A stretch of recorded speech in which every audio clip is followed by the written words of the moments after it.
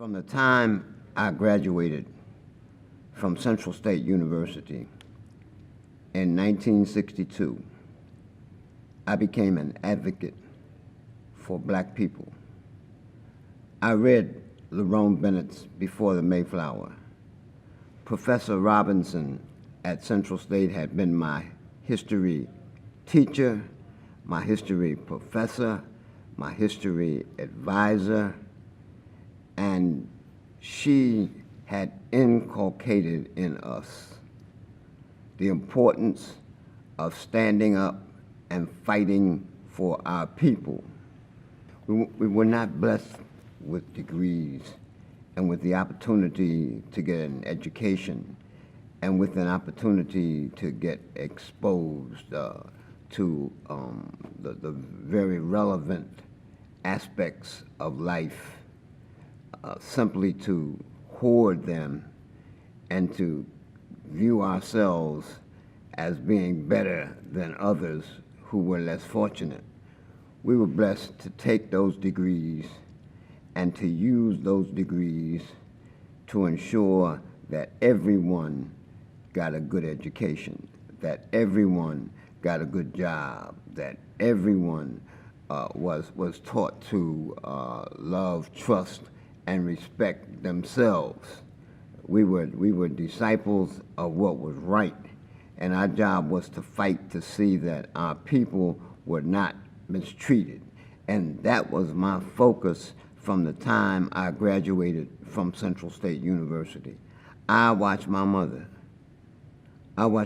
help everyone she could possibly help. I watched my mother stand up for people. And so it was ingrained. It was ingrained in me from my mother. It was ingrained in me from Central State University. It was ingrained in me to stand up for myself while I was in the United States Army, when I was exposed to racism and evil and injustice. And so from the first day I taught school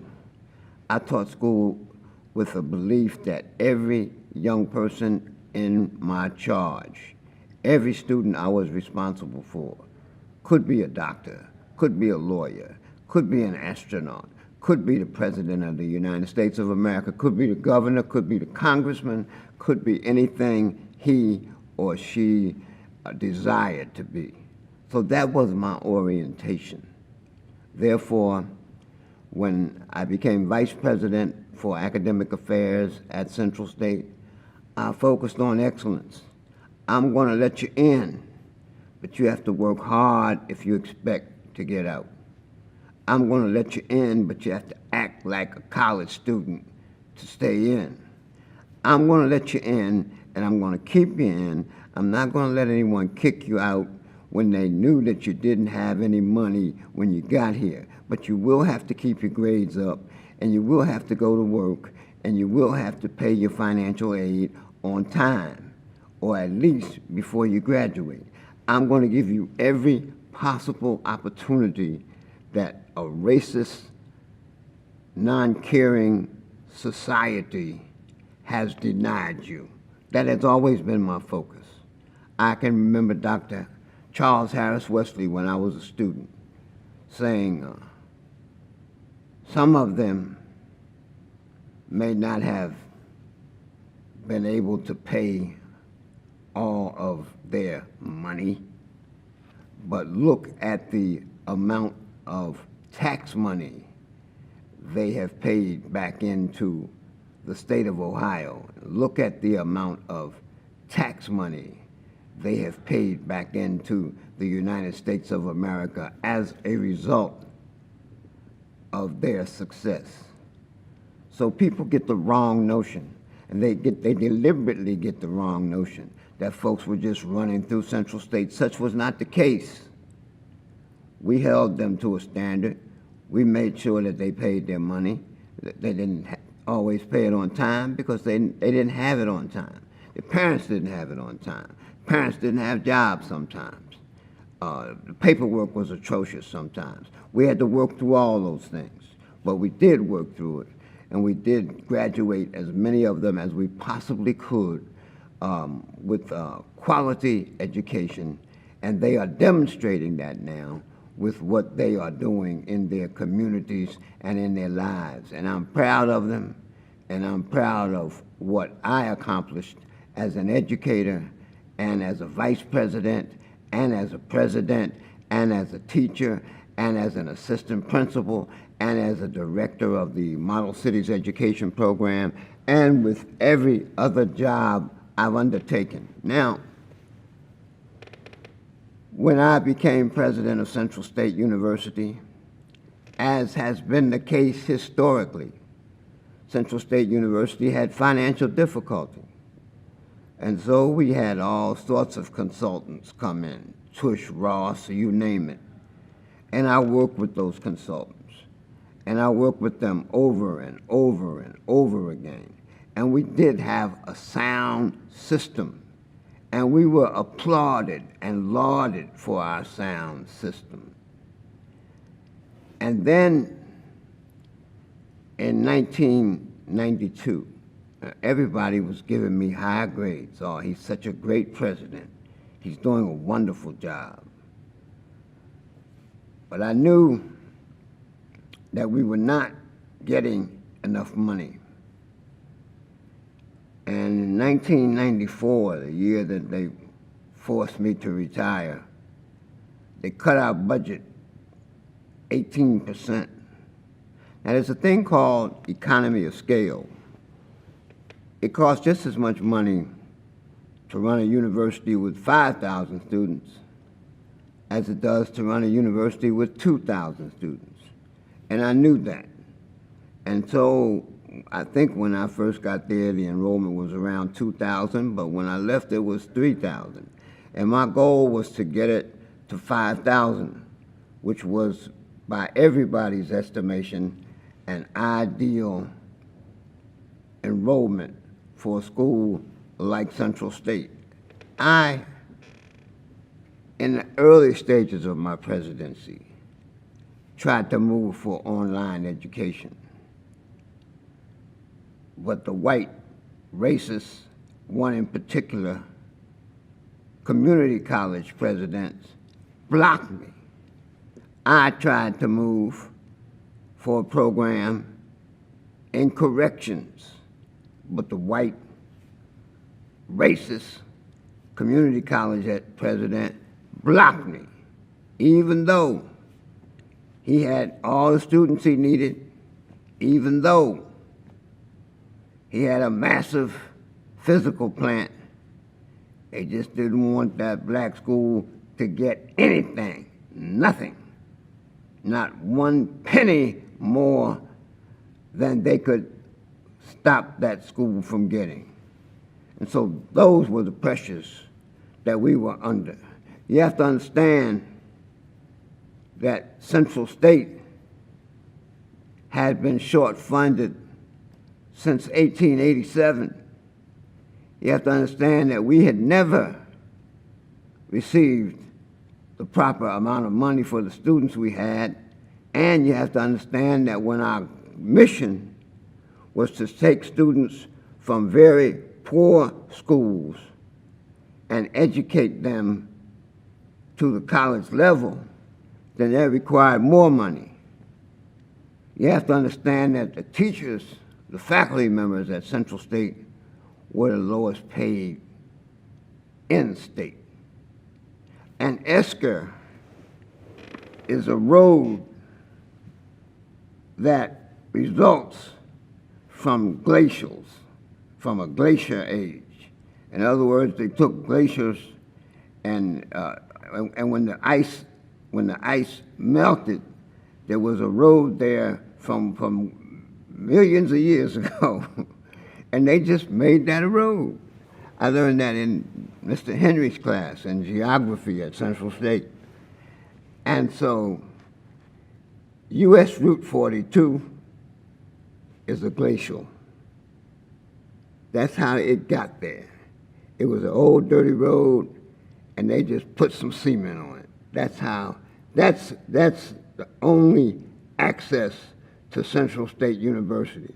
It was the only access to Central State University. It was the only road to Central State University in 1887. And it's the only road to Central State University in 2019. Well, on the other hand, they built a multi-million-dollar school in the same county.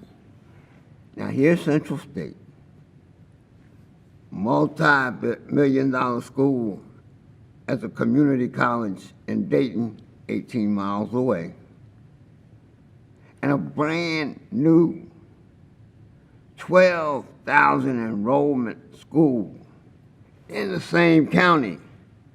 But not only did they build a school, they put superhighways going each way, shopping centers, research parks, put it near the Wright-Patterson Air Force Base, which automatically meant that the research dollars would just come pouring in. Gave it a PhD program, gave it a medical school. Now here's Central State becoming less and less and less attractive. And they gave Central State fewer and fewer and fewer programs. So as Wright State grew, Central State dwindled. As Wright State grew, Central State programs became smaller because people are more attracted to what is new, to what is easier to get to what is white. And then more black students started going to Wright State. Then more black students started going to Sinclair Community College. Then more white people started saying, well, we don't need them anymore. We've got a large school right there close to them. Well, perhaps you didn't need that white school. Perhaps you could have built that black school into an engineering program. Perhaps you could have built that black school and included a medical program and included a law school. But no, there was a law school in Dayton, a private law school. So the powers that be said, you don't need a law school. No, the powers that be, the powers said, you don't need a medical school on a black campus. Black folks can't handle that. So you have racism running through. You had institutionalized racism running through the founding and the development of Central State University from 1887. So when I took over, we had a financial problem. Not because we were dumb and didn't know what we were doing. I had been trained by the best. I had been trained by Dr. Robert J. Kegeris, the president of Wright State University. I've been trained by Andrew P. Spiegel, the provost of Wright State University. I had been prepared as a Rockefeller Fellow to run a school. I had been prepared by fellow black college administrators. I knew how to run school, but I also knew that I refused to have my students treated like second-class citizens. I mean, you don't treat them like slaves anymore, but you don't provide the materials they need. You don't treat them like slaves anymore, but their dormitories are not up to par like the other dormitories in the other schools.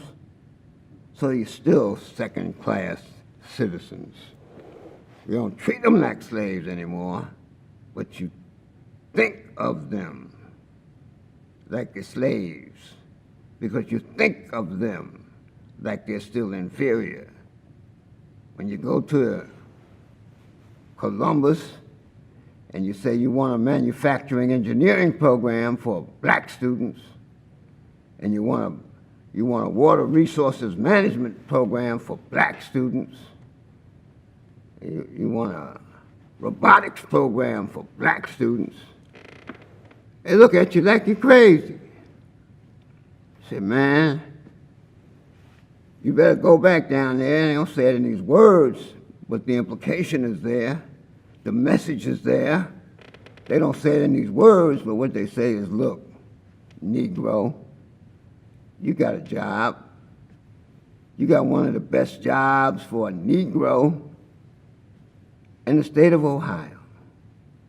Now, you turn around and go back to Wilberforce, and you teach those Negroes some teaching, some education, and some sociology, and some home economics, and don't come up here telling me or telling us that you want programs like white people have, or we'll find us another Negro to run your place. Understand that. They don't communicate it quite like that, but that's what the implication is. Sort of like I told you about when I was offered that fellowship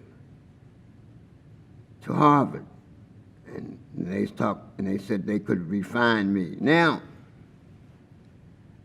I must say, to their credit, I have the utmost respect and admiration, and I hold in the highest esteem the presidents that followed me, in the person of John Garland, Esquire, and Cynthia Jackson Hammond, because they have done, with the resources available, an absolutely superb job.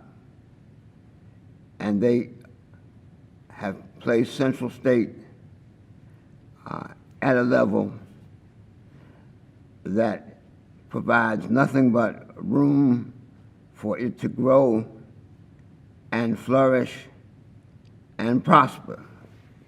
And that was done with the help and support of the federal government that during that time recognized the improprieties of the state and of some of the very conservative people in control of the state governmental apparatus.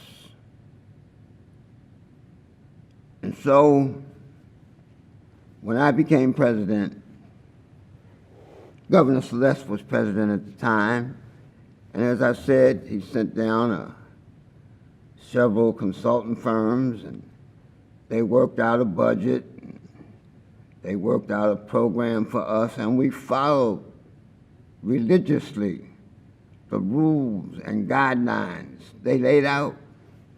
As a matter of fact, we got 10 unqualified opinions, accounting opinions, audit opinions, for the entire period of my 10-year tenure at Central State University.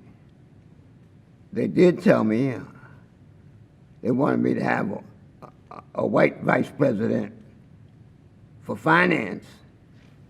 They wanted a white man to handle the money because they didn't think a black man could handle money, or they didn't think the legislature's attitude toward a black man handling money would be the same as the legislature's attitude toward a white man handling money. And so, during my first tenure, when I first became president, I didn't have any problem with the recommendation of a white man for vice president for finance, because I knew that basically they were telling the truth. They would have much more confidence, even if he made mistakes, in a white man handling the money than a black man, and we were just coming out of a money disaster, not because of any ability on the part of President Newsom, but because they hadn't given us enough money in the first place. It was never a matter of mismanagement. It was always a matter of not enough to manage. So I went along with their program. But after a few years, the white vice president for finance decided to move on to another job. And I had a decision to make.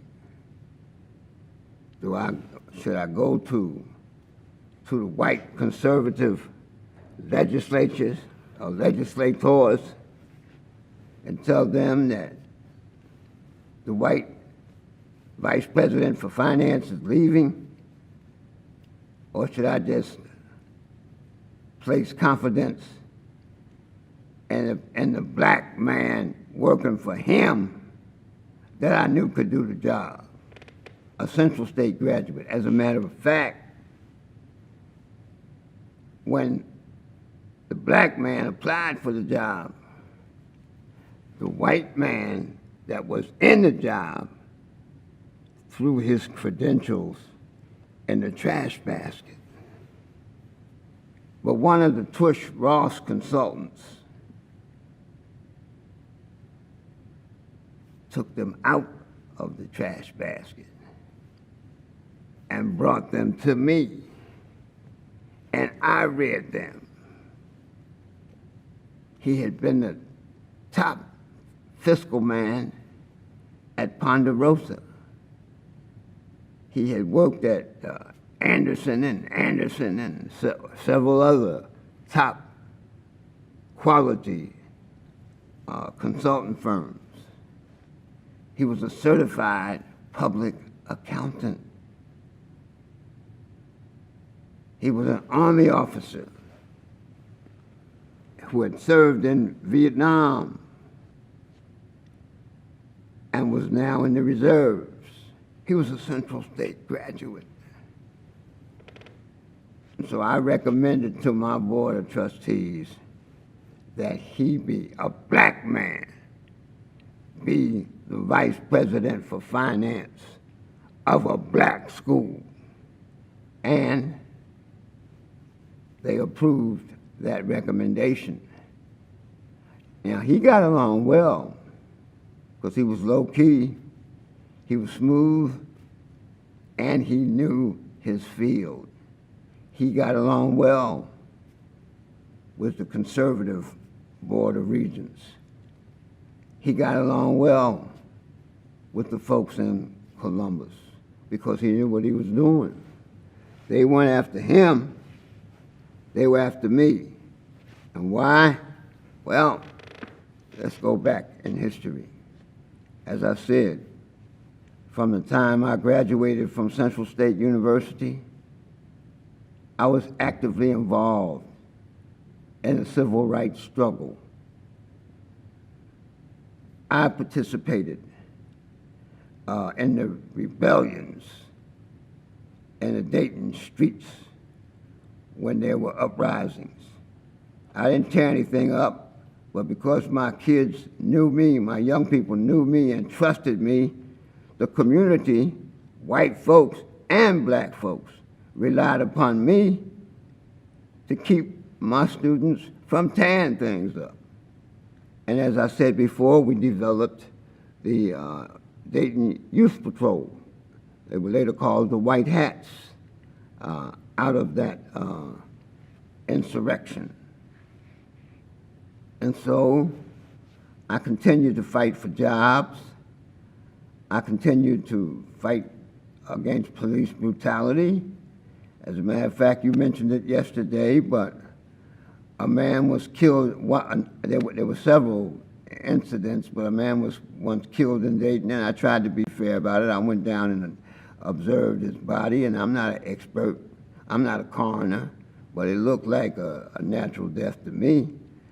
I didn't want to shout something that I didn't know anything about, so it looked like a natural death to me. But they called me down there because they knew that if I had started shouting, there would have been a problem.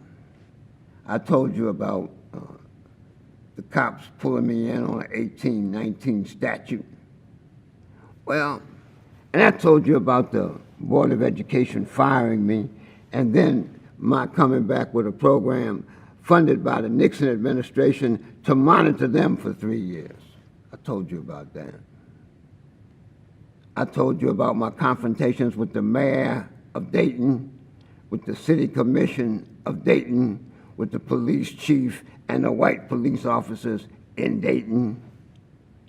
And I told you about my confrontations with the Ohio legislature and with the conservatives in that legislature. And so I've also told you that I did not hesitate to call them racist if I saw it that way. And once they wanted to cut the Central State budget, $7 million to give to Ohio State's agriculture program. In other words, feeding hogs was more important than educating black people. And I talked to the black legislators about that, and we got our money back. But there was a time when we had some real tough, we don't play, Malcolm X, Nat Turner, Gabriel Prosser, Denmark Vesey type black legislators. And they stopped the entire budget for the state of Ohio until they gave Central State the money that the black legislators demanded for Central State. That was under the leadership of State Representative C.J. McGlynn Jr., my mentor, my father figure. That was under the leadership of Senator Bowen from Cincinnati, State Representative Mallory, the majority leader, a Central State graduate from Cincinnati. That was under the leadership of State Representative Rankin from Cincinnati. That was under the leadership of black legislators that stood tall and refused to let the legislature deny Central State what it was to do. So the point I'm making, sir, is that I came to Central State University as Vice President for Academic Affairs and as President with a civil rights record. That's why the black legislators wanted me there. That's why the black ministers wanted me there. That's why the black community wanted me there. I wasn't shuffling, and I wasn't saying, yes, sir, boss. And I wasn't playing with white folks, and I wasn't backing off black Anglo-Saxons or conservative Negroes trying to satisfy white folks. And that's why I had problems at Central State. Didn't have anything to do with my ability. Everybody knew I was a sharp educator. Everybody. But the point I'm making is I tried to make sure that being busted or the university being mistreated for not managing funds would never be a problem. And when the white vice president for finance left, I made sure that I put someone in there that was better than he was. And my second vice president for finance was better. And my controller was better. So I had top quality people in there. Now the proof of that, the real proof of that, is that when the highway patrol came to get me, when the state ethics people came to get me, when the state auditor came to get me, when the attorney general came to get me, when the board of regents came to get me, and when the governor's office came to get me, they searched and they investigated for 3.5 years, and they could not say that we had stolen one dime, not one, not one. And they really couldn't say that we had broken any rules or regulations. They had a grand jury investigate, and the grand jury had to say no crime was committed. I even had a jury trial. They gave me a settlement, and then tried to take it back. So I had to go to court. And I had one black lawyer, Larry James, standing up against every lawyer in the state of Ohio. Every lawyer in the state of Ohio, plus some black Anglo-Saxons that they hired as consultants to try to help bring me down. And my one black lawyer, Larry James, beat him to the pulp in a Xenia court. And everybody knows that Xenia is a conservative town with an all-white jury and a white judge. Their stuff was so weak, I was still found not guilty. I still beat them. Now, I'm thankful to God for that, and I'm thankful to my lawyer for that. And I also know that I didn't do anything wrong. This jive, lying auditor named Petro, I don't know what he's doing now. They'll probably make him governor eventually because he lies real good. He has Trump tendencies. He said we had a $25 million deficit. And then he had to come back to Central State and say he made a mistake. He lied. He was a rookie. He didn't know what he was doing. The deficit was actually $1.7 million. Now, there's a big difference in $25 million and $1.7 million. Now, who can't count? The white auditor or black folks trying to manage an institution with not enough money? Who can't count? And so, they tried to destroy me. They tried to destroy the school because they figured if they could get me, they could get the school. They tried to use me for the scapegoat. And I'll get to some of the things that we accomplished later on. You know, when they came after me, well, first of all, you have to understand that for 40 years, the Democrats always controlled something, either the governor's office or the legislature or the Senate. But all of a sudden, with the great Republican wave, Republicans controlled everything: the House, the governor's office, and the Senate. And my mentor, C.J. McLean Jr., had just died. And you know what one white legislator from Kettering, Ohio, said? Let's get Thomas, because that's like pissing on C.J. McLean's grave. That's what he said. And I know he said it. I can document that he said it if he wants documentation. That's what he said. And so those were the environs in which I was working. But I asked for it.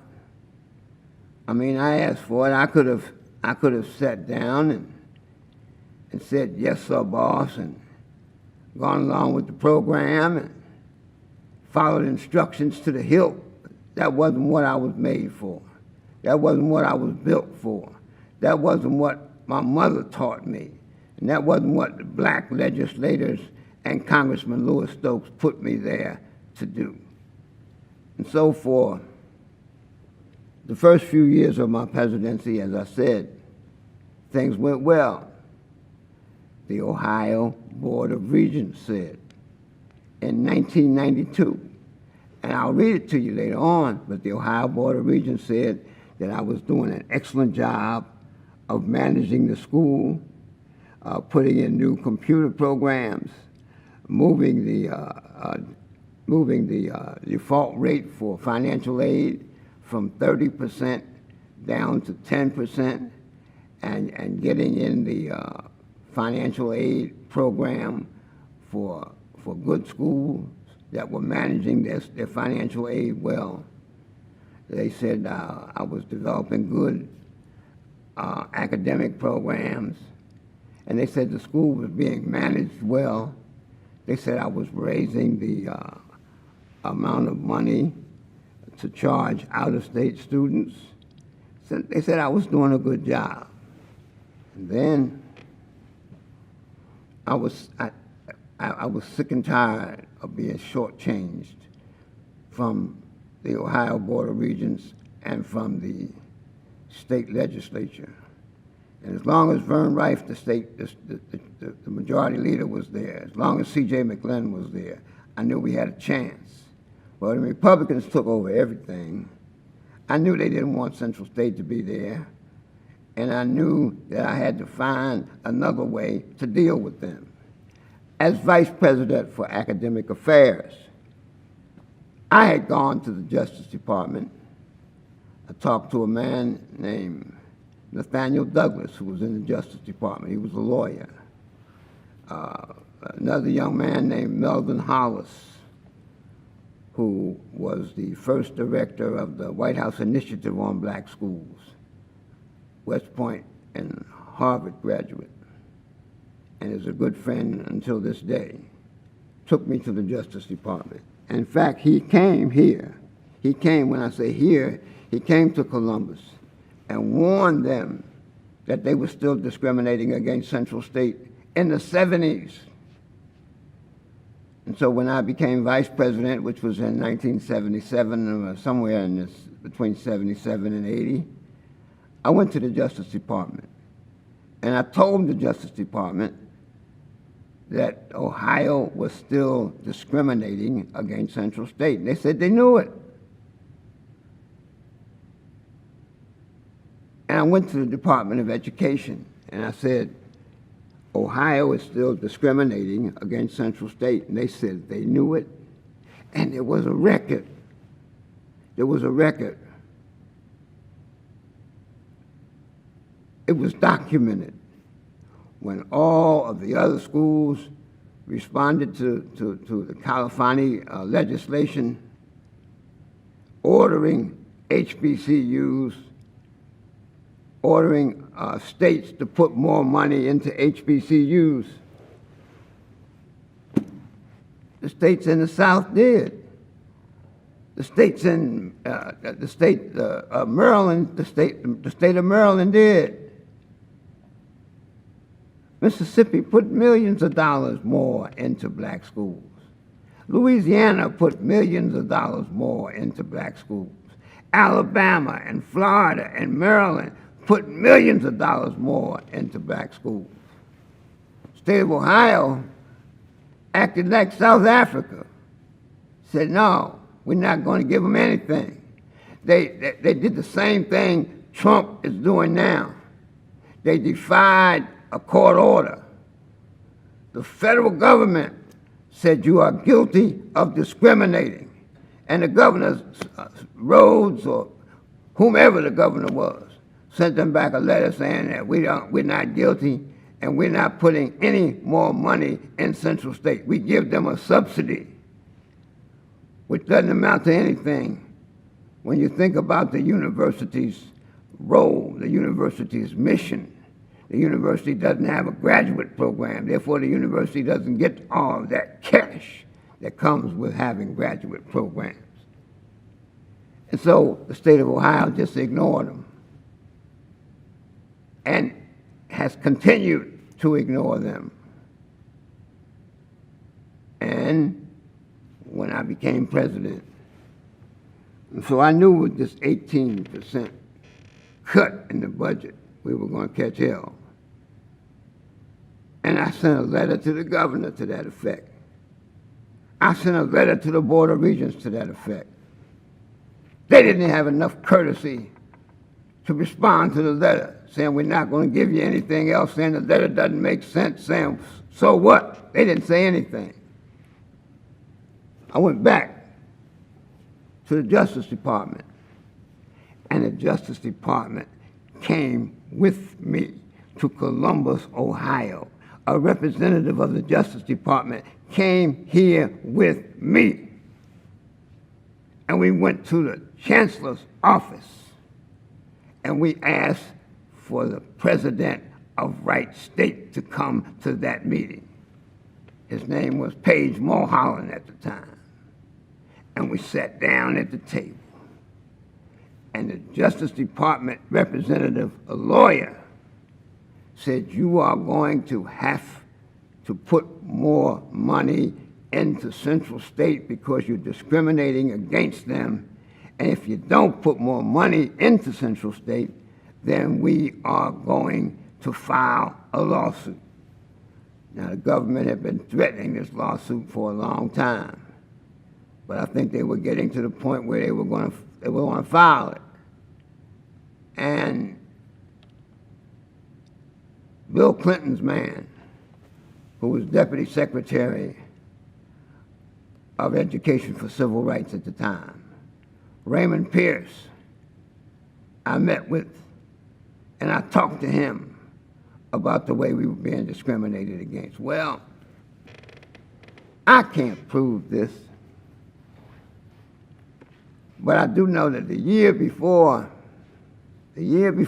I went to the Justice Department, everybody was singing my praises.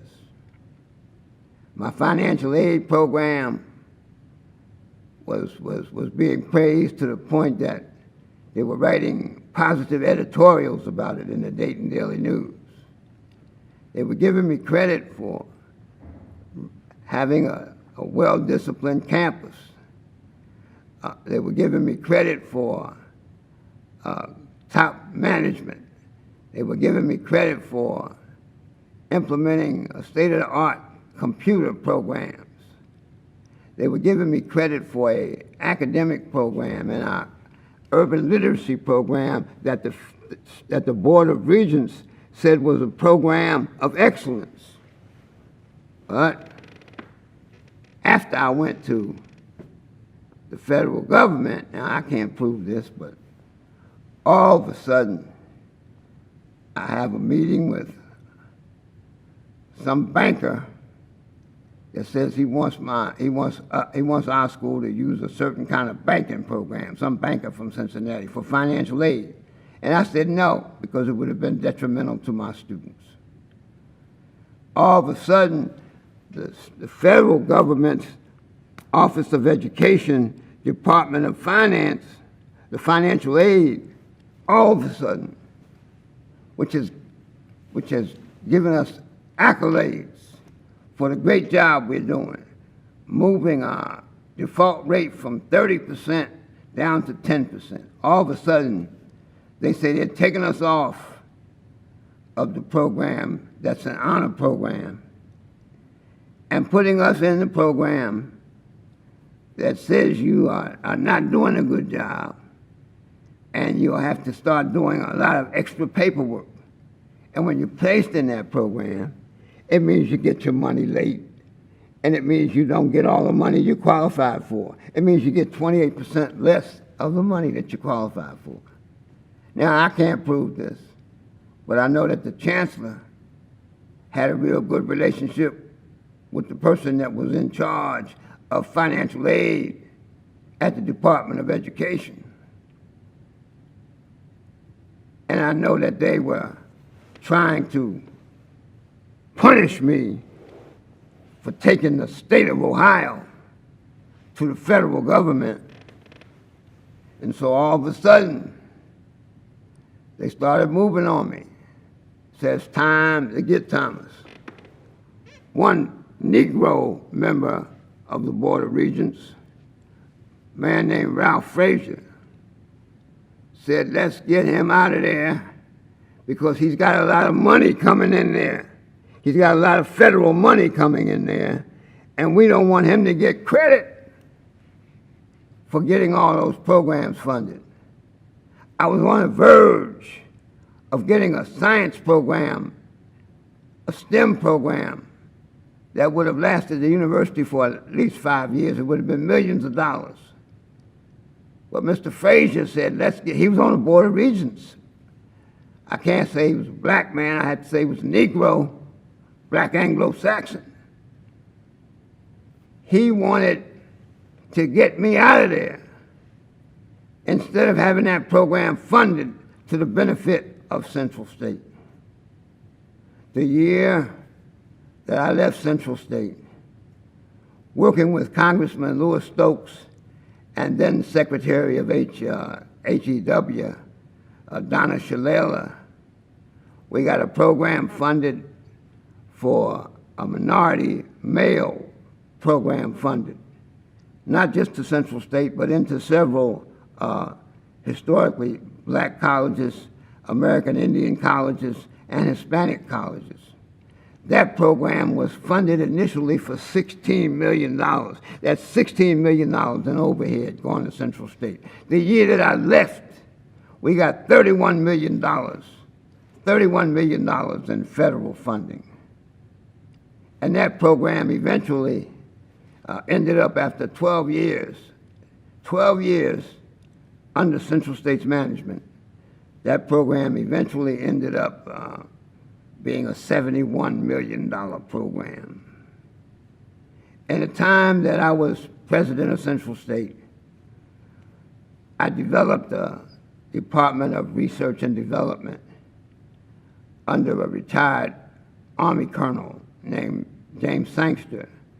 I did this at the suggestion of Joshua Smith, one of my classmates, who's a millionaire entrepreneur. In fact, we named a building after him. Or I should say the university named a building after him, the Joshua I. Smith Science and Education Building. Well, he suggested that I get this department started, and I did. And it was started under the direction of James Sangster, who was in school with me. He was a retired colonel from the Army, from Vietnam, and he did a superb job. We have 50 contracts, 50, over a period of, I'd say over a period of 7 years.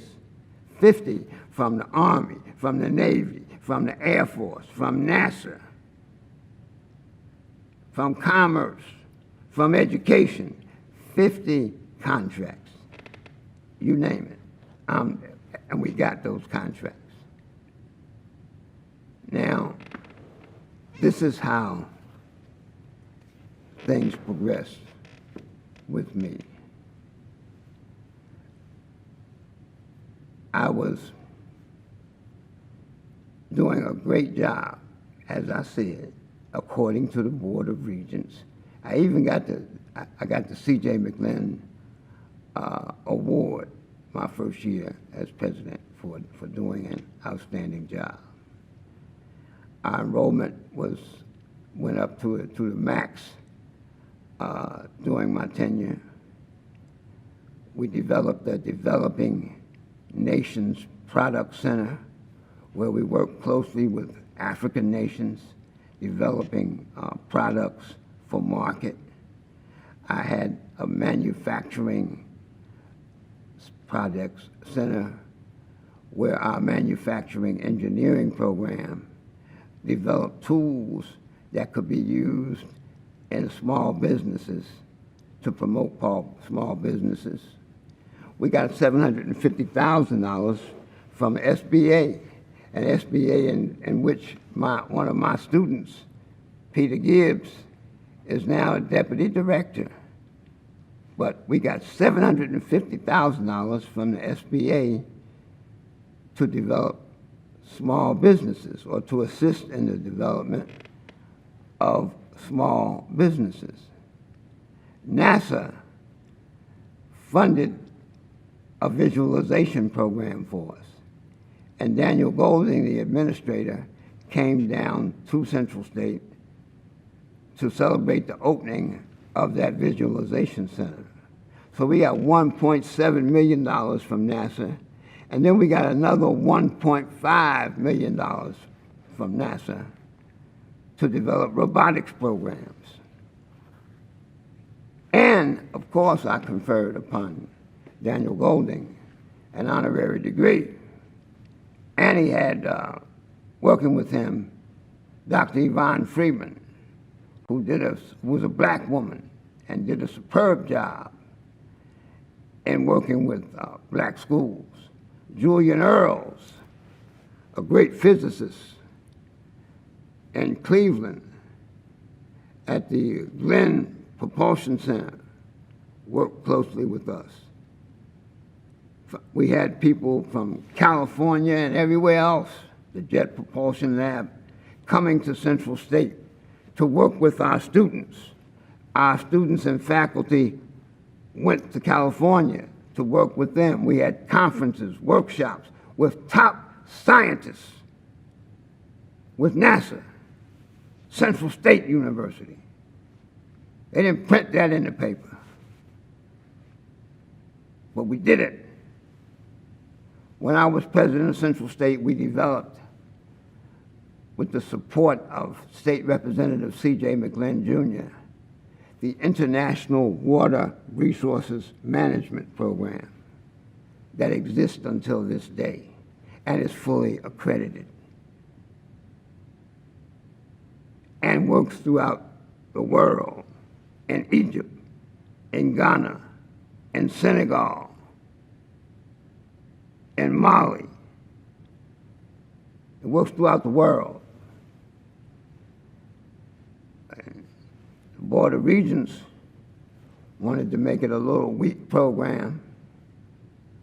They wanted to build a building half the size that eventually was built, and I said, no, we don't want a $4 million building. You wouldn't build a new program at Ohio State with a building that was half the size that was needed. So you build our program and let us build you build the building and let us build the program to the building. No, they wanted to do our program in phases. We're going to give you a little building, and then when you get some students, we'll add on to it. Hell no. You don't do that at Ohio State. You don't do that at Bowling Green. You don't do it at Miami. Build our building to capacity, and we will grow the students to the building. And that is precisely what has happened. They wanted to make a $4 million building. I said, no. We'll wrap some students around the Capitol until such time as we can change your mind. We'll just say racism until you move it from 4 million to 8 million. And so we got an $8 million building that stands today, and an international water resources management program that has students that are experts in water resources management. And it is another element to that. As I traveled, and I traveled to Africa on business with Jesse Jackson, with Governor Celeste in the legislature, and with Reverend Leon Sullivan, and with Nafio, with the other black college presidents, over a course of 18 years. I made 38 trips to Africa. And what I noticed was that with USAID, all the folks running the programs in Africa, for the most part, were white. And I said, what is this? And all the schools getting the money were white. University of Utah, water resources programs in Africa. I said, what is this? Can a black school handle a water resources program?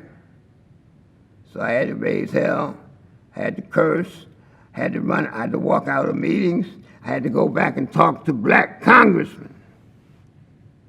Well, we got $1.5 million for the Central State program in Senegal that developed water wells that pump water in the villages so that our people in Senegal could get good water. And while I was in Senegal, I developed a good rapport with President at that time, Abdou Diouf. And Abdou Diouf came to Central State University, and we conferred an honorary degree upon him, as we did with Moshe Traore, the president of Mali, as we did with Sam Nyoya, the president of Namibia, and as we did with the president of Togo. And as a matter of fact, I met Sam Nyoya before he became president. I met him at an airport. I met him when he was fighting for freedom. I met him when he had on his khakis and when he had his firearms with him. And we talked just like man to man. I've had the opportunity to talk for 8 hours with Mugabe. Everybody calls him a tyrant. And I don't know about all that, but I know that we faced up man to man, and we talked about what Jesse has contributed to freedom for all people, what Jesse Jackson has contributed, and what Dr. King has contributed. We talked about Reverend Sullivan, and we talked about how black people have been treated historically and how that had to change. Mugabe. I talked to Rawlings, the president of Ghana at the time, just like I'm talking to you. And I learned from these men. And I hold these men in high regard.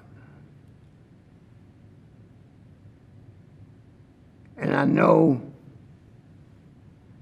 that during the time that I served as vice president and as president, I made a difference, not just in the United States, but in Africa too, because 123 students from 23 African countries came to, attended, and graduated from Central State University. And I remember one African brother telling me, just by having one of our students here, you have impacted the lives of hundreds. Now, I didn't quite understand what he was talking about then, but I do now, because I've heard that story over and over and over again. So we also cemented during my presidency our manufacturing engineering program, which has been ABET accredited for 20 years. You see, at first the program was set up so in industrial technology, students would go to Central State for 2 years, and then they would go to the white school. They would go to Wright State for 2 years and get their degrees in manufacturing engineering. Well, that's still sort of a subservient structure. All right, Negro, you can stay here for 2, but you got to go to the white school to actually get your degree. So now we changed that. Now students get a 4-year degree from Central State University, A-BET accredited, fully accredited degree. And our students work all over the world with degrees in manufacturing engineering. It's no longer there because the state refused to fund it. But during my presidency, we also reinstituted the master's program in education. We also started a Black Studies program. We also got funded from the Department of Education a language program which taught our youngsters who were going to Africa and to other nations the basics of those languages so they could be fluent and they could be effective in the countries they were going to.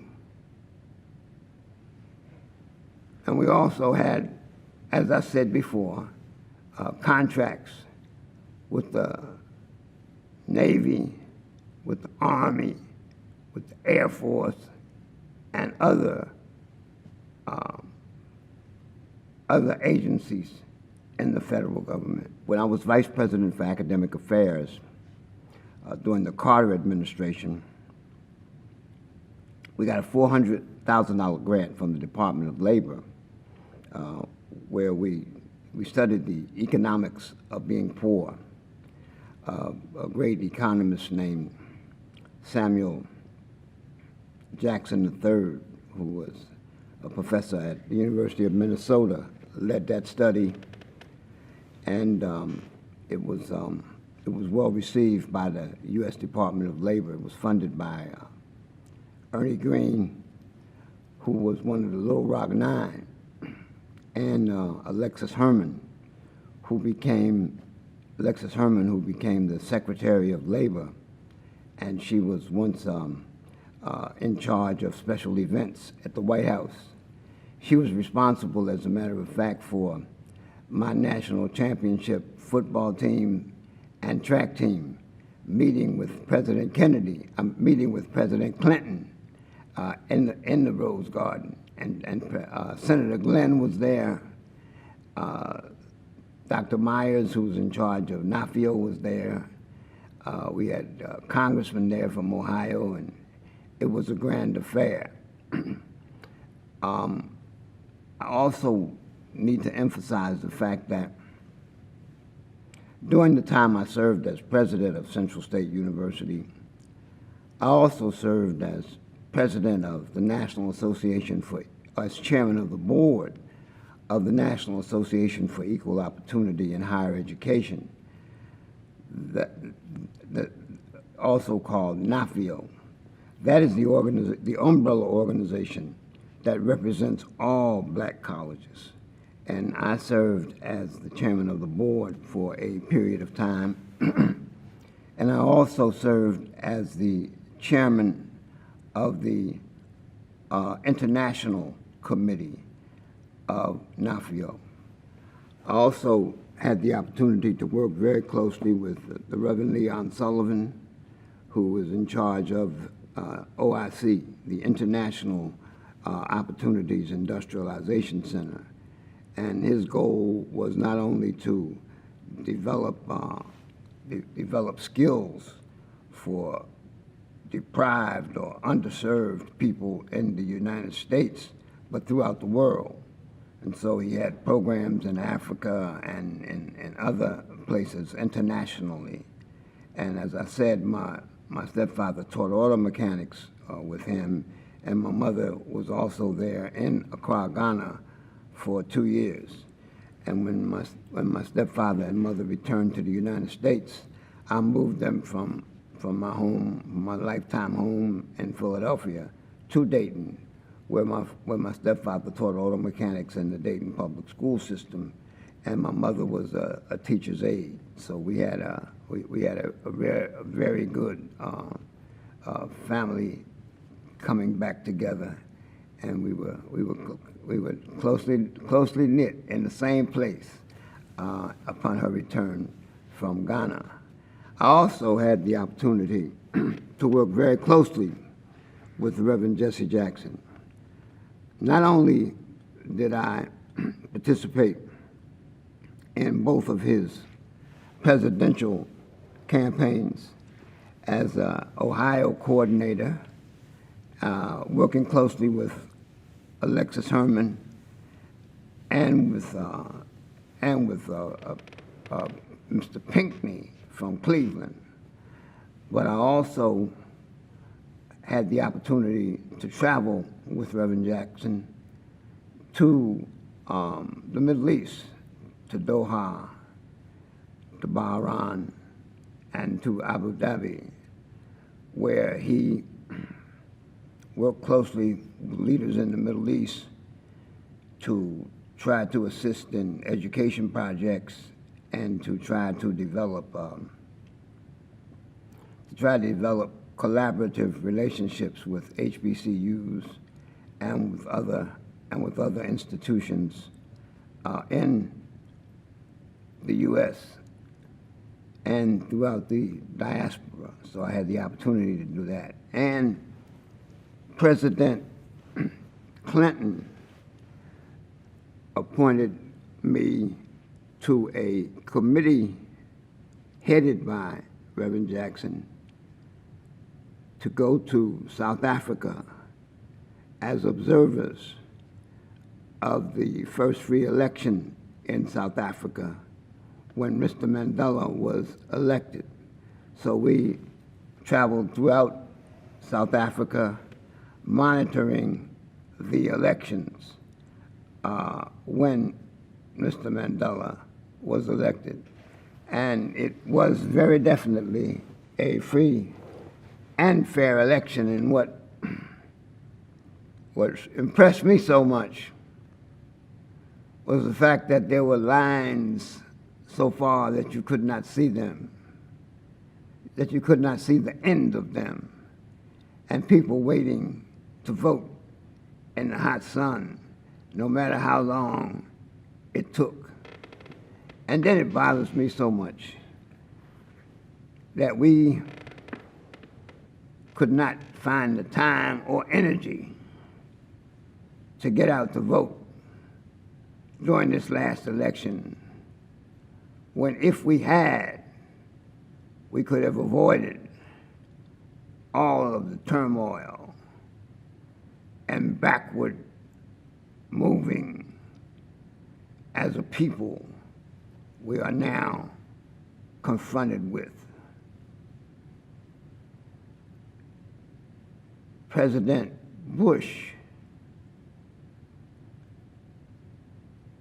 gave me a presidential appointment to the White House Initiative on Historically Black Colleges and Universities. And I was reappointed to the White House Conference on Historically Black Colleges and Universities by President Clinton. I served a total of 12 years. And that the objective was to force, I have to say force, federal agencies, Department of Energy, Department of HUD, Department of Education, Department of Commerce, was to force those agencies to raise the amount of money they were giving in contracts and grants to black schools. And you would absolutely, positively be surprised at the amount of money that goes into white schools. Some of the top research institutions in the United States of America were built by the federal government as a result of investments in World War II and as a result of investments where a senator would just say, I want to have a center here. I want to concentrate on this research here.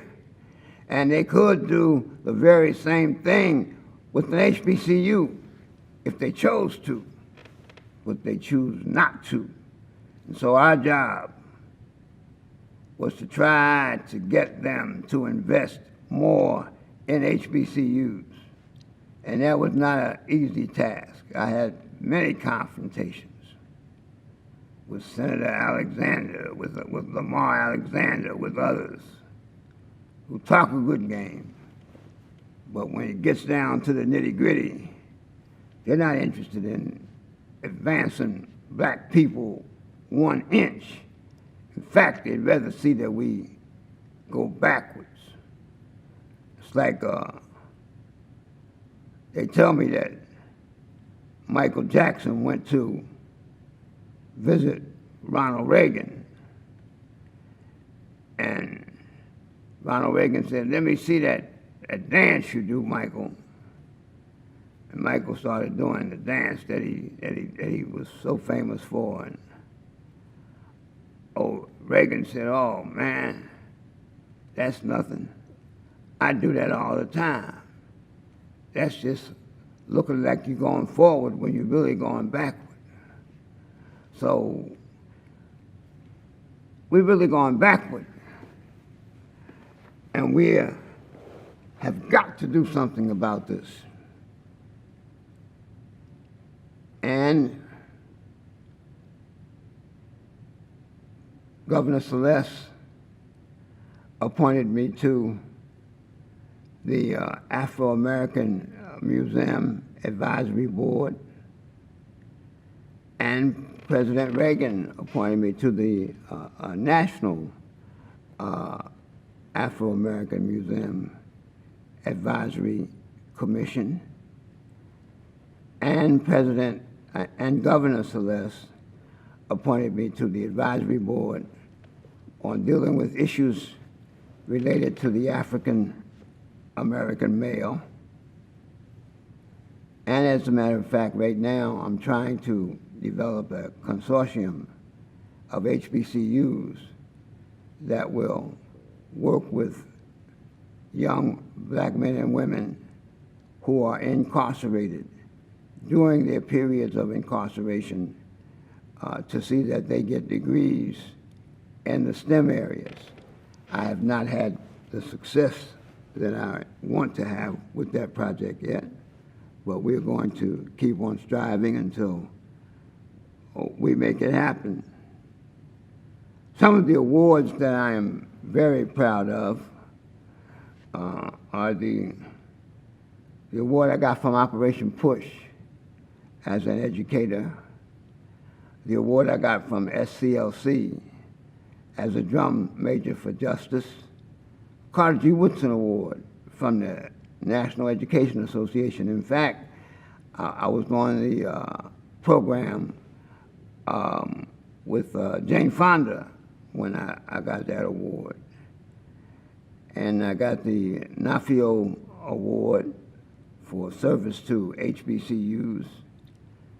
And just recently, Lifetime Achievement Award from my fraternity, Kappa Alpha Psi, and from the Hall of Fame for HBCUs.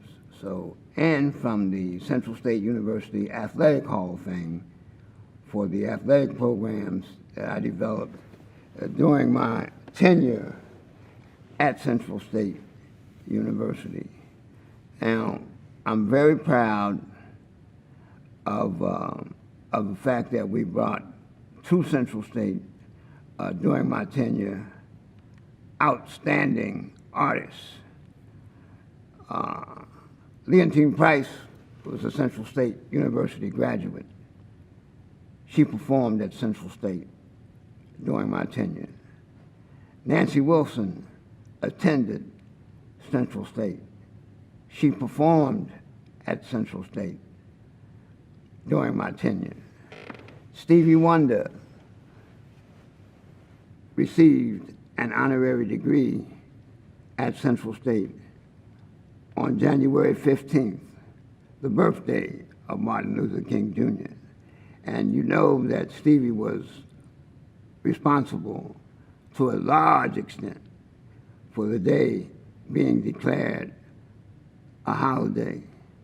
And after receiving the degree, that afternoon, Stevie performed a concert for my students.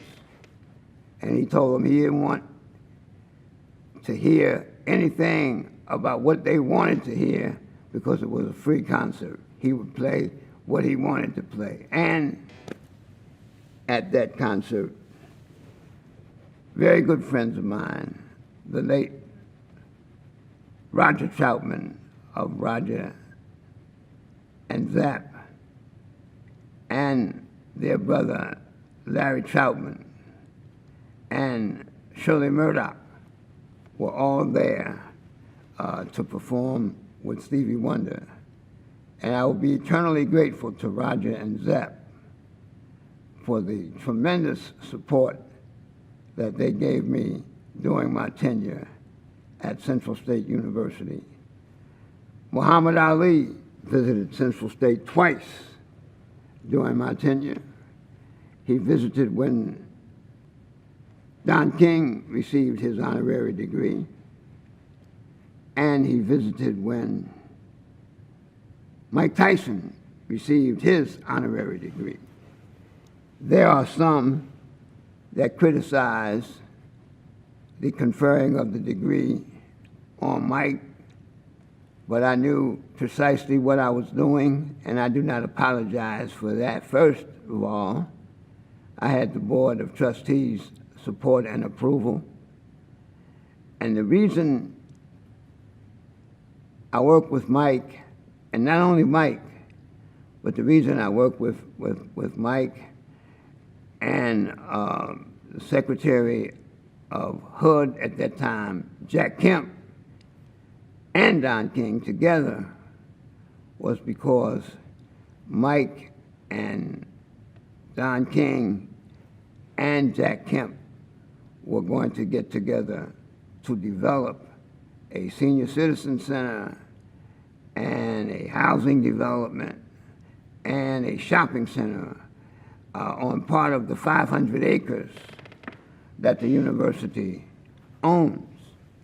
And I was going to assign instructors to work with Mike to get his high school diploma and to get his degree so that he would then help me in recruiting students, and I would have reached my 5,000 enrollment goal much faster. So I knew what I was doing, and I never apologized to those folks that were saying that I didn't know what I was doing. In addition to that, Mike gave us $50,000 the day he was conferred his degree, as did Don King. And after I was forced out of Central State, I later, for a while, went to work for Don King as his community affairs director. So I really felt good about the relationship I had with Muhammad Ali. In fact, when he came to Dayton, he sent for me. He said, "I want to talk to that hip president." So I rode with him to the airport. And I regret not having the time to confer upon Muhammad Ali an honorary degree also. I can remember hearing him speak at Central State when he had been robbed of his title, and when I had been robbed of one of my jobs. And I can remember how he inspired me to keep on stepping and to not give up, not to ever give up. And so there were several people. Joe Black, the great baseball star, came to Central State.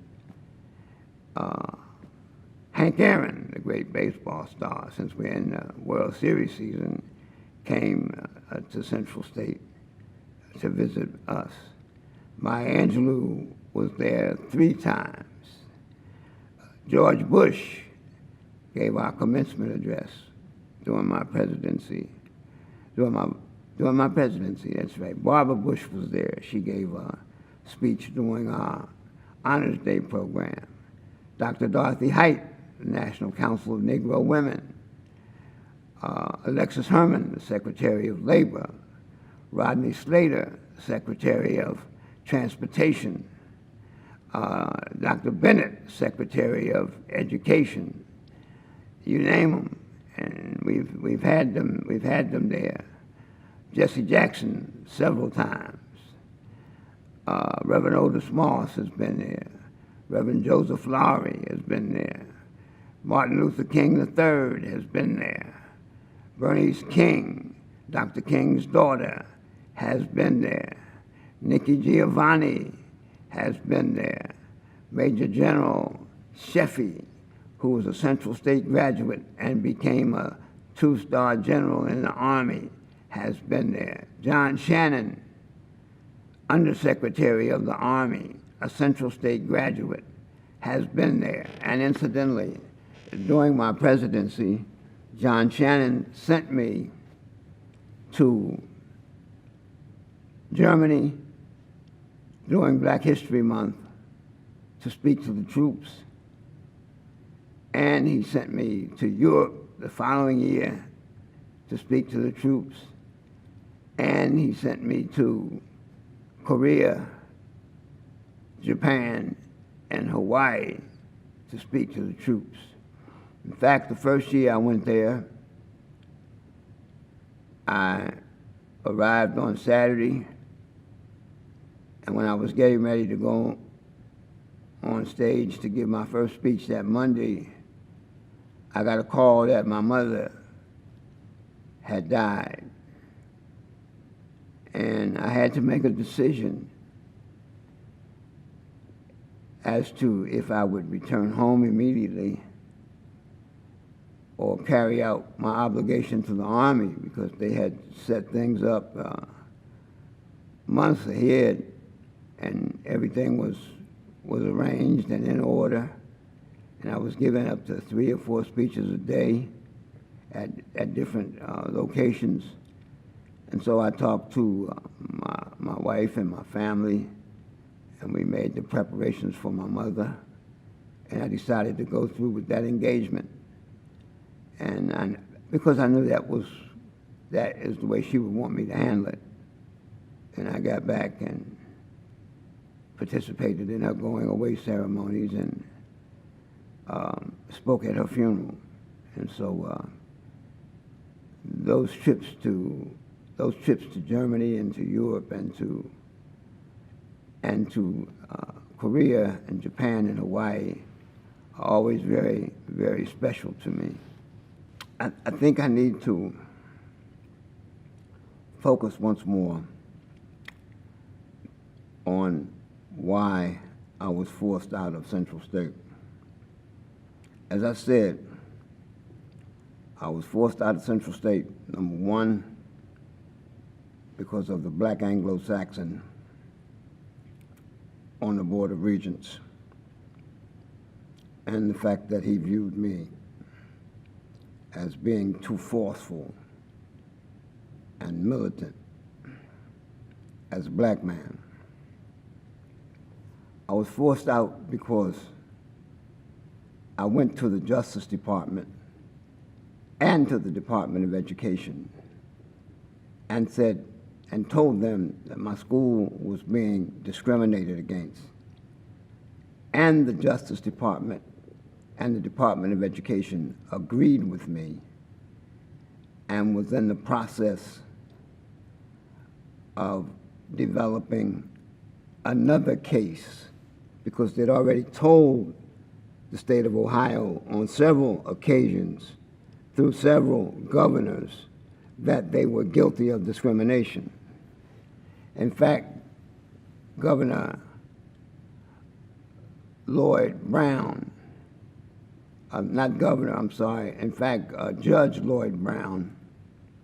who was also a member of the Board of Regents at an earlier time and is now deceased, sent a 7-page letter to Governor Voinovich as a member of the Board of Regents, telling the governor how Central State was being discriminated against and demanding that something be done about it. But they listen to you when it's negative, but they don't listen to you when they're negative and when you're asking them to improve things. So I was forced out because the Board of Regents and the legislature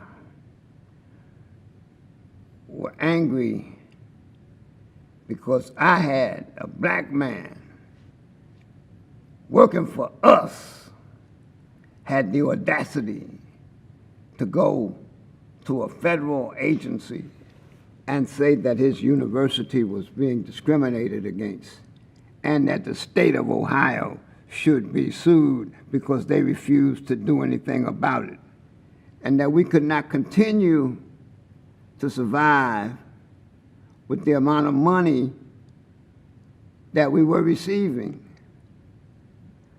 I was forced out because many of the legislators and the conservative white folks thought that I used the race card too much.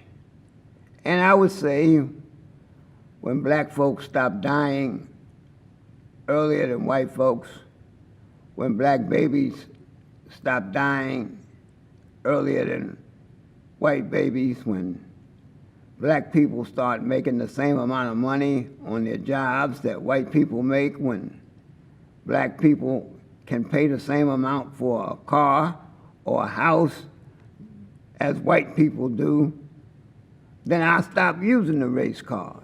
When black men stop being shot by white cops, then I'll stop using the race card. But until such time as when black young folks get the same resources and get invested into their schools the same amount of money that white people get invested into theirs, then I'll stop using the race card. But until such time as that happens, it's a racist society. Racist folks run it, and I'll keep using the race card. They were getting tired, they said, of hearing about the race card. So that's another reason that I was forced out. I was forced out because the city of Xenia had given the university a real slick deal on water, where they were robbing us on using water. And the proof of that is the president that followed me took them to court, and Central State won the court case. They were cheating us with the water deal. I was forced out because after we got on this reimbursement program from the Financial Aid Office of the Department of Education, we got our money late, which meant our bills were paid late. And there was nothing that we could do about it. And plus, we were getting 28% less financial aid money. And that was punishment. I don't know if it was punishment because I went to the Justice Department and the Department of Education on our being discriminated against. Or I don't know if it was punishment because we had some consultants that knew financial aid and were holding the Department of Education's feet to the fire on making sure we got what we were supposed to get. I don't know the reason, but I know you don't flip from being a model program to being placed on reimbursement with being a poor program in a year. And coincidentally, that was the same year that I went to the Justice Department and to the Department of Education. But to to make a long story short, we were getting our reimbursements late, which meant that our money was coming in late, which meant that was moving our bills back. Now we got accused of not putting the right amount of money into the teachers' pension fund. And that was right because we were waiting for the money. But nobody didn't, there was no one that never got their pension. And eventually the money would come in. And so we were being punished, I think, because I stood up for my institution. And they simply wanted to force me out because my supporters, for the most part, had died or retired, and they was tired of dealing with my forcefulness and with my standing up as a militant and activist. And they resented the fact that I had been an activist for 34 years. This didn't just start when I became president of Central State. I have been fighting racism and injustice and oppression from the time I graduated from Central State in 1962. And we had some snakes, just a few snakes, on the ground at the university who were resentful, who knew how to lie, who did not like the fact that I may have gotten rid of someone that they liked. And 38% of the faculty was white. And that 38% thought they should be in charge. And they resented my militancy. And they were able to get a few Negroes to go along with them.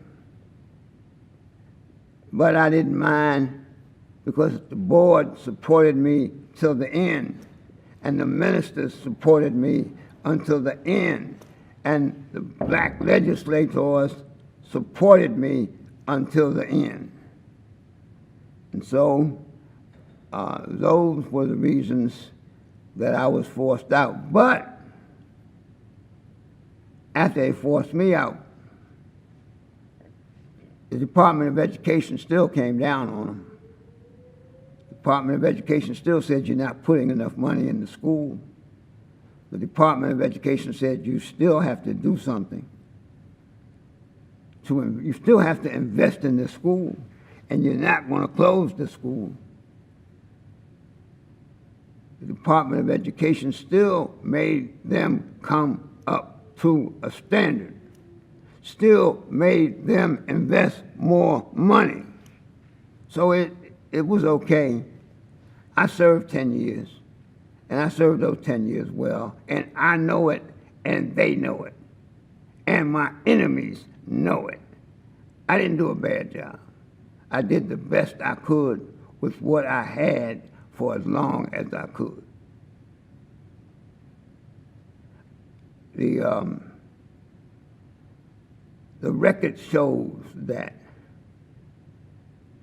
And the fact that a lying, treacherous state auditor can get away with saying we had a $35 million deficit when the budget was $35 million, and come back to that institution and say, I made a mistake.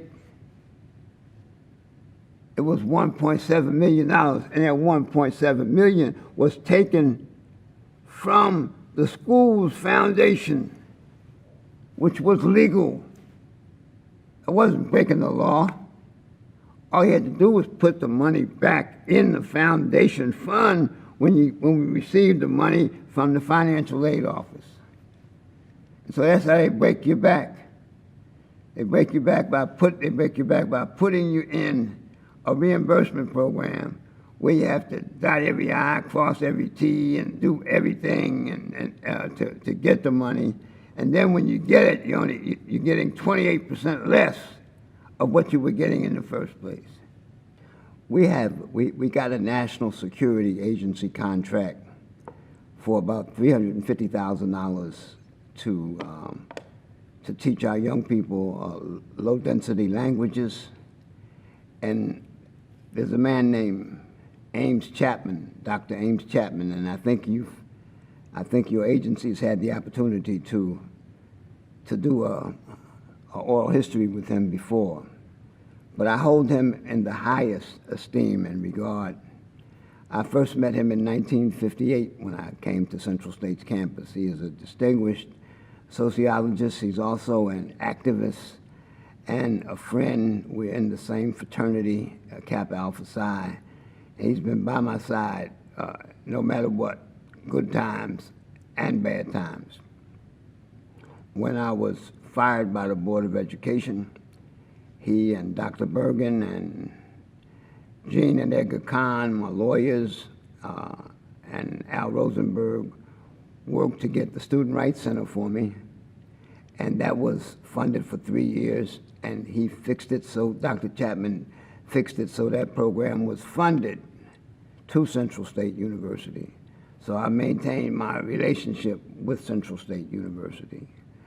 When I was arrested, he came to get me out of prison on several occasions, not just one.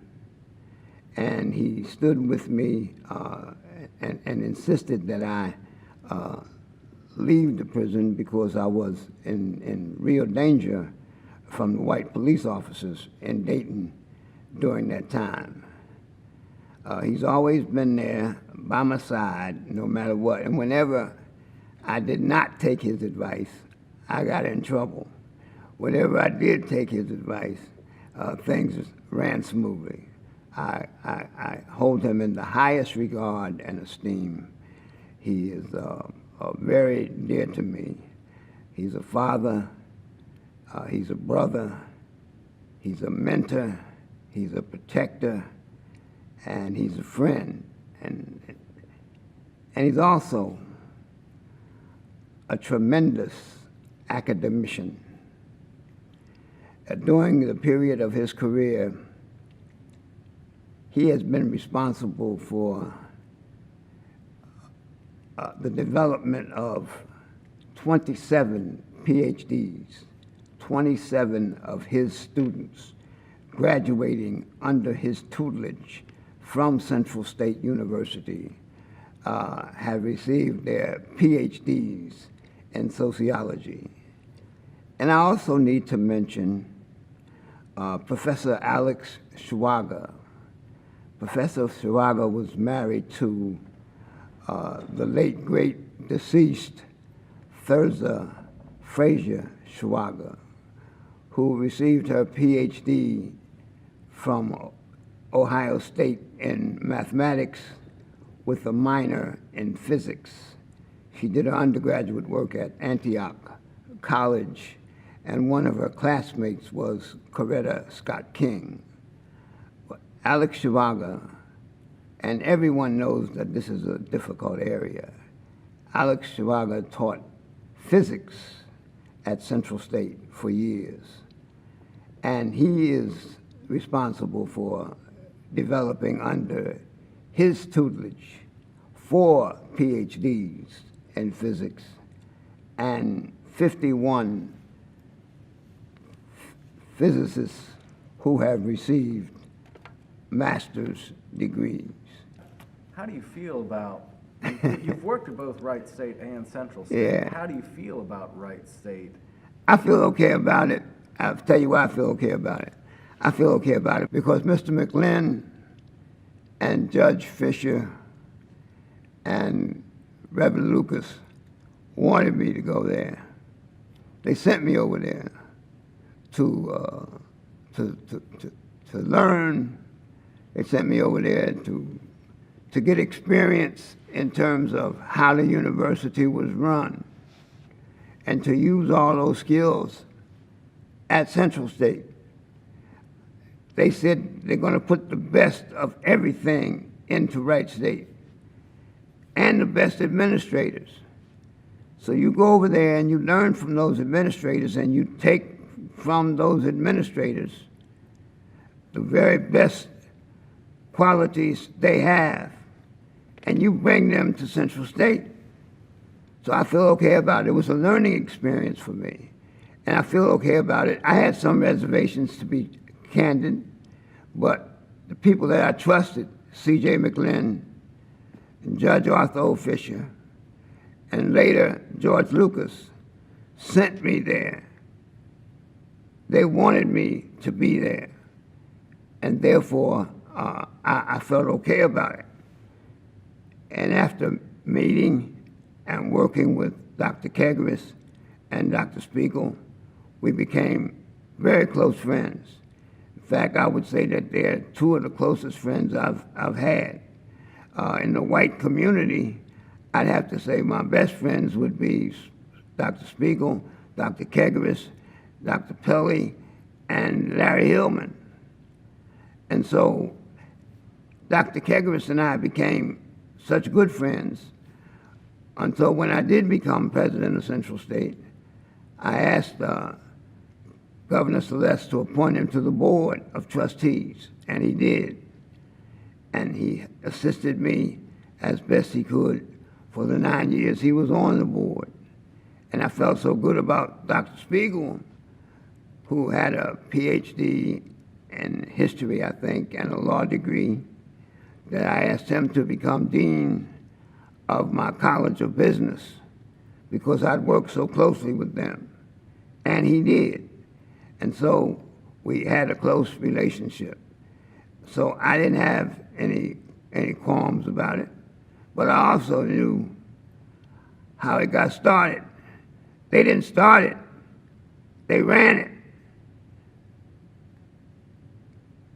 But I'm not naive.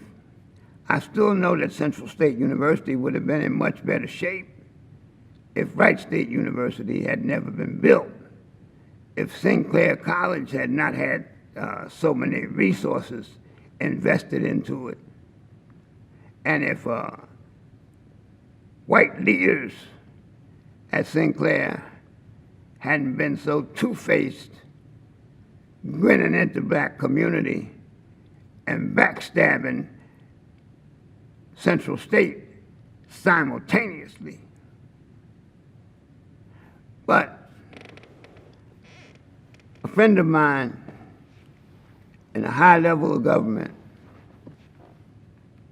said they moved on you because you were a black man who stood up for your institution.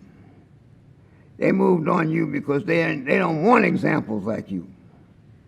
They don't want examples like Malcolm X and Stokely Carmichael, H. Rap Brown, because you invigorate the entire community. If you stand up, then other people feel that they can stand up. If you show no fear, then generations will show no fear. And so they had to crush you. It's just like the rebellious slave. Beat him down so he becomes an example to the others, not to rise up against the white man. So that's what that was about. And I understood that. But I understood that when I took my first step into the community. I understood that when I first stood up against them. I knew that there would be a reckoning, but I had to fight anyway. I had to struggle anyway as a result of the pain that I've endured, as a result of the lies that have been told on me, as a result of the viciousness that has been thrown in my direction. Many, many, many black youngsters are successful. Many adults have been elected to public office. White people in Dayton don't run over black people like they used to. I know that. And there are some black presidents that stand up against the Department of Education, stand up against HUD, stand up against the Defense Department to insist that we get more money for black schools. And we've always had friends. We've never been able to do this alone. We've always had a few white folks that were in our corner. I can remember Neil Shedd at the Department of Education. I can remember Ray Haruska in Chicago. There have always been supporters that stood up. Not many, but a few. And there have always been some black people that were willing to take the risk for us. Richard Fairley stood up.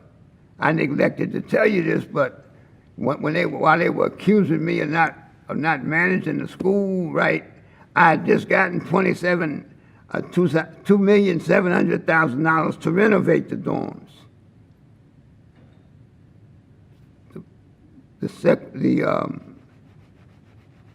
The Board of Regents director, Elaine Harrison, had just been to Central State, and I told her we needed more money for the dorms, and she said the dorms were just as good as in other schools. And then she came out there a few months later and said, these dorms are terrible.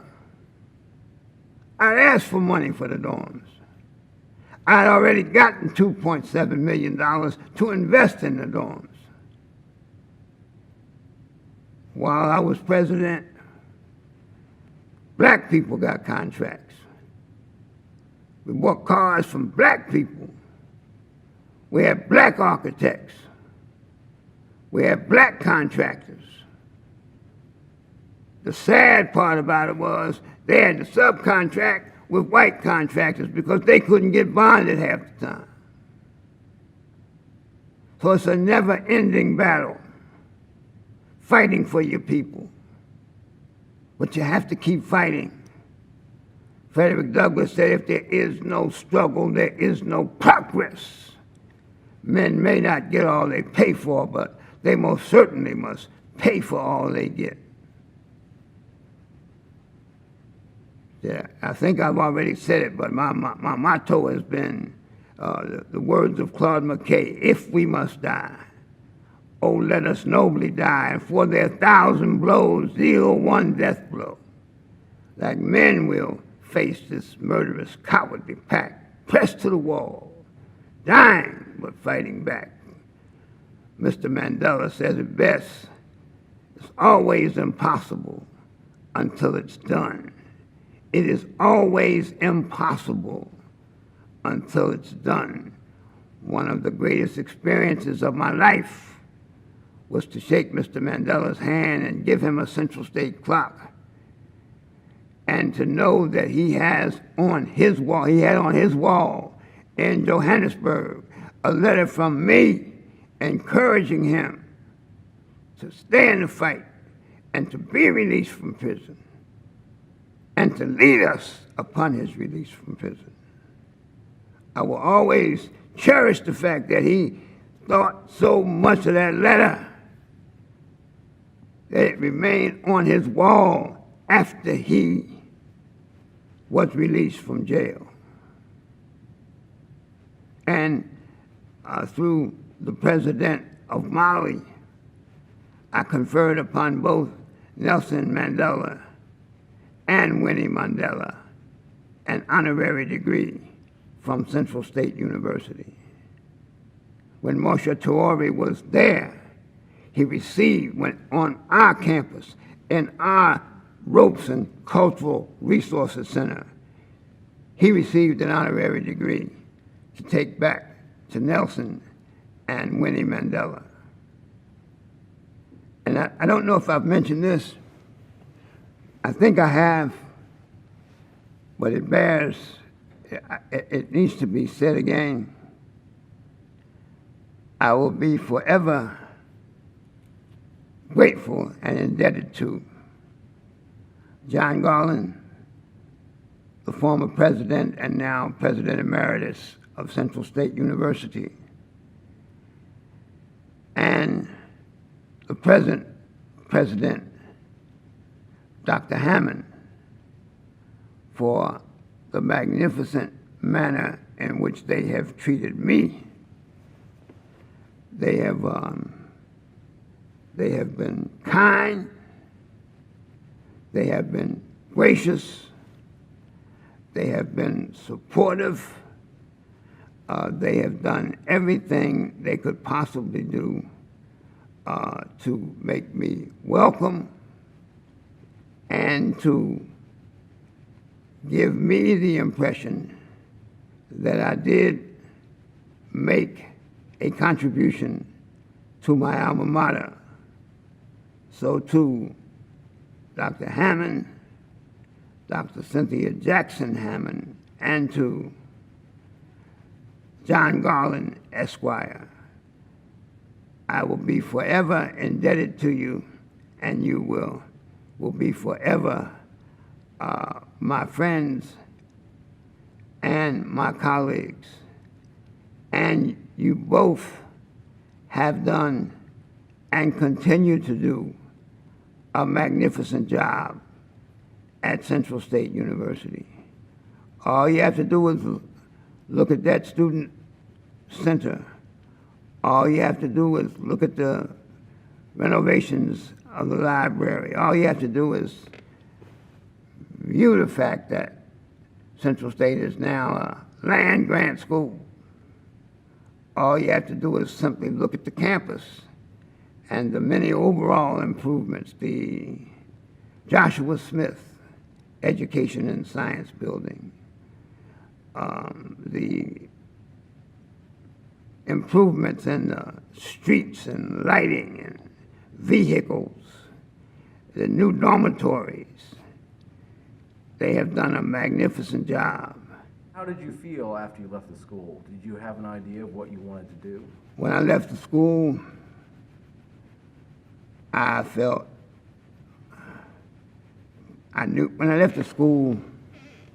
knew that I had done a good job.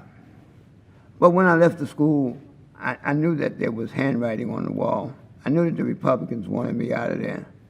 And I knew that that black Anglo-Saxon, Ralph Frazier, on the Board of Regents that I talked to you about, I knew he wanted me out of there. He probably had a candidate of his own, I don't know. But I knew he wanted me out of there. And I knew that I had done a good job. And I knew that the Board of some members of the Board of Trustees would have stuck with me. But I also knew that that if I really cared about and loved the school, it was time for me to go, because somebody else needed to carry on, somebody else that the legislature would fund, somebody else that the legislature would work with. I knew that I had fought them as much as I could possibly fight them, and I planned to. I had agreed with the board that 2 more years would be enough, but I also knew that in 2 more years, I would have everything just like I wanted it, and they would have to say that I left the school in good shape. And that was the reason for the 2 years. But I didn't. I felt that I had been forced out, which I was forced out. And I felt that that this was done by enemies who were trying to hurt me. They were, but also knew that things happen to freedom fighters, and so you have to just keep your head up, as Tupac Shakur says. Keep your head up. You have to keep your head up and roll on, and that's what I tried to do. I worked with. I talked to people at the Justice Department. I talked to people at the Department of Education and told them the problems that we had. I sent them letters. I still tried to do everything I could do to make sure that Central State moved ahead and got the resources that it deserved. I still related in many ways to members of the Board of Trustees that supported me. Attorney Betty Pinkney, who also has a PhD, Attorney Jacqueline Sewell Downey, and Attorney Adi Rahim.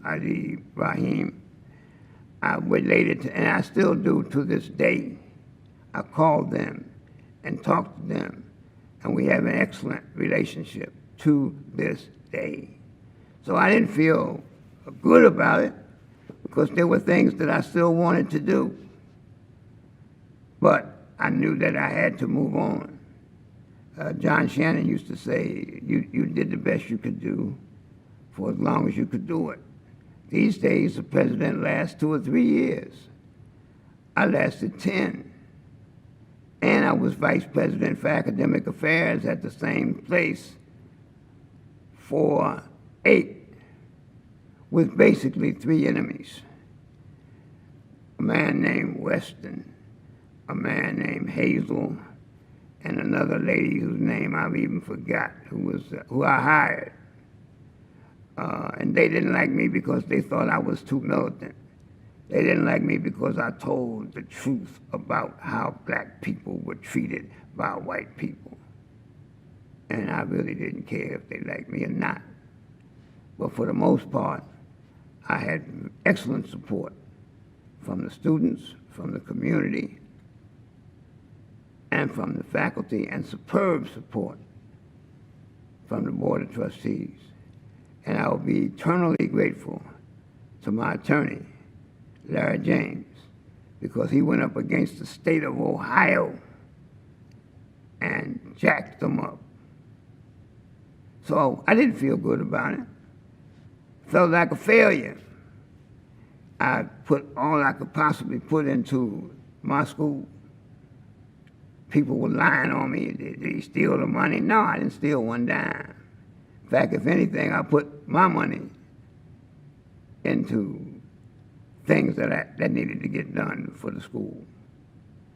I didn't take salary increases on some occasions, but I didn't feel good about it, but I had to move on. And so I went to work for Don King for a while as his, in Florida, as his community outreach director. And then I went to work with my good friend, Fred Humphreys, because I've always been in a school environment, and that's where I felt more comfortable and more effective. And so I went to work for Dr. Humphreys as a consultant in development.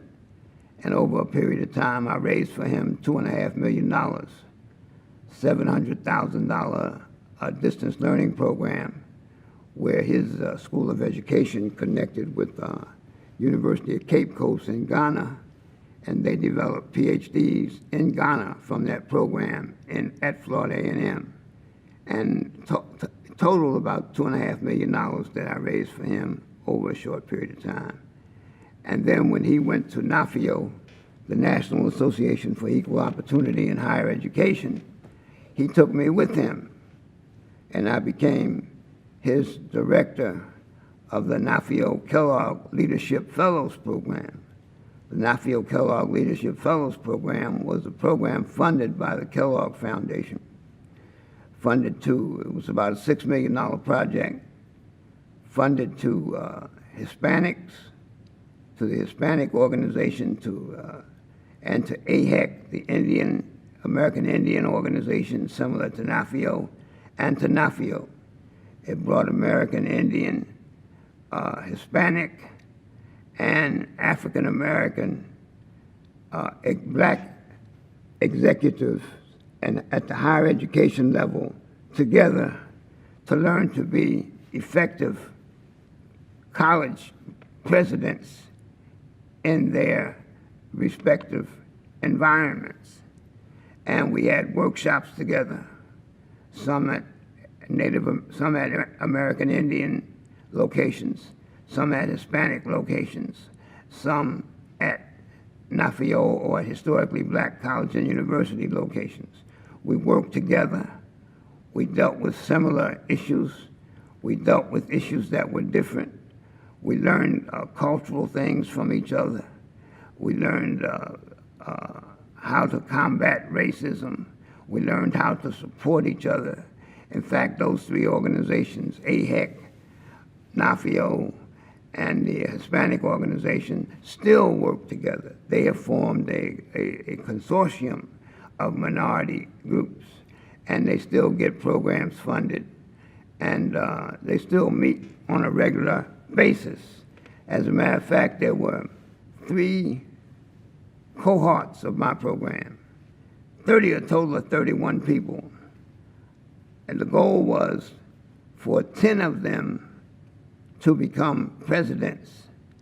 Out of that 10, 12 became presidents.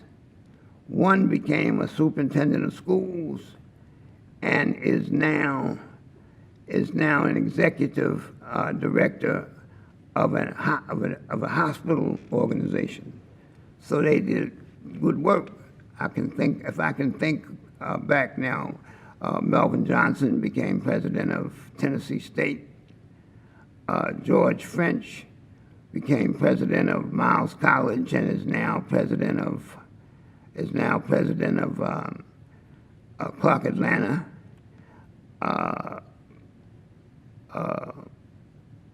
Cobo became president of a community college in Michigan. Carl Wright became president of a college in Florida. Cassie Freeman became president of a university in Louisiana. Yarborough became president of Savannah State University. And I could go on, but I'm very proud of the job that I did with that program. As a matter of fact, I'm still in regular contact with them. I talk to them on the phone. I give them ideas, and they call me and talk to me. Or Bynum, William Bynum is president of Jackson State University. So we did all right. We did all right, and I'm very proud of them. And they call upon me on occasion. So I ran that program for 4 years at NAFIO. And then I worked with Clifford Young at California State University at San Bernardino. And we developed a program called the International Technology Network Program, the Integrated Technology Network Program. And that program was a program funded by the Army Research Laboratory. And their objective was to take science majors and give them entrepreneur training, because the United States was falling behind in technology transfer. So the idea was to identify STEM majors, and my job was and we worked closely with California State University of San Bernardino. At first, this was a NAFIO program, National Association for Equal Opportunity in Higher Education program. And as I said, it was funded by the Army Research Lab. And my job was to identify students from all of the historically black colleges and universities, students that were STEM majors, that were science majors. And it was a difficult job because there were many good students. Well, we would end up with 10 over a 6-year period. We had 10 a year. And we sent them, after they graduated, we sent them to California State University at San Bernardino, where they worked for the summer and received 28 hours toward their MBAs in entrepreneurship. And the student that got the best grades was given a full scholarship to complete his or her degree in entrepreneurship. Now, those students went on to get PhDs, to teach entrepreneurship, to become MDs, and to develop instruments for medicine, and to get their own copyrights. In fact, we had a few in there that were already PhDs, that were already working for the federal government, but took leaves of absence, and they went on to go into business and to do their own copyrights. And some of them got PhDs, as I said, and went into their own businesses, and some of them went into the federal government. So over a 6-year period, we had 10 a year, and they did great work, and they're doing great work today. And it was a fabulous program. I spent a lot of time with them at California State University, San Bernardino. And then after 2 years, I moved the program from NAFIO to Morgan State University because I wanted them to have a full force of 2 universities.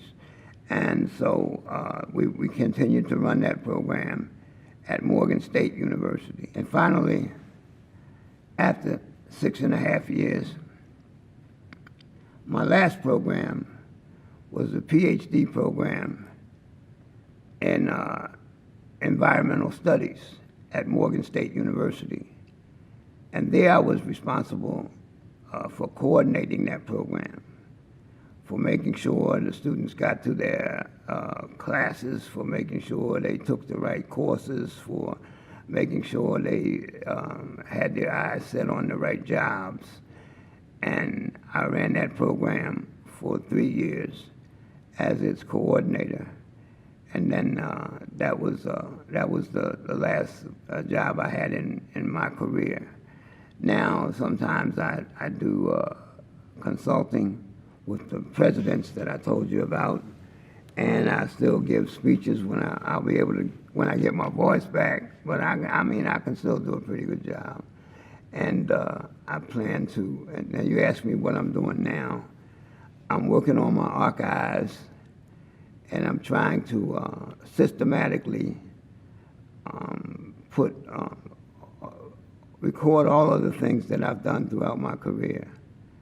I don't know if I'll be able to put these things into a book, but because I'm not that disciplined, I don't think to be a writer, but I might be able to get someone to help me.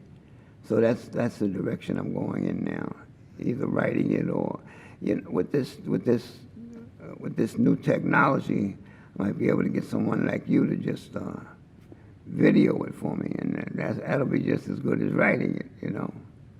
So that's where I am now. Looking back on everything you've done, how would you describe your legacy? Well,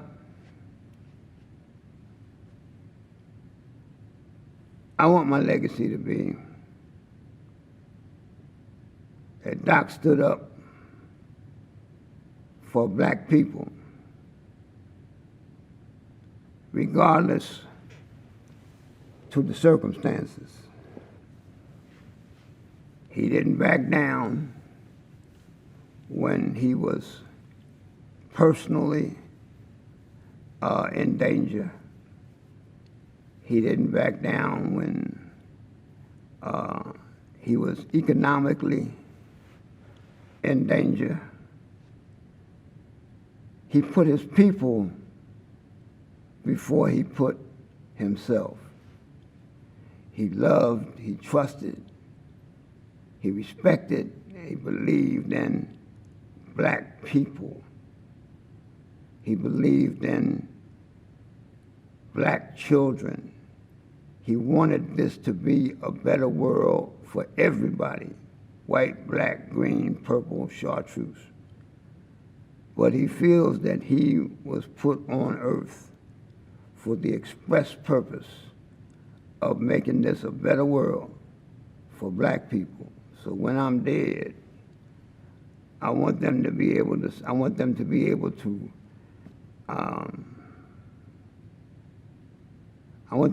able to say without reservation that I did the best I could do with what I had to make this a better world for my people, and that I did not back down from racism, injustice, and oppression, and that I always called it like it was.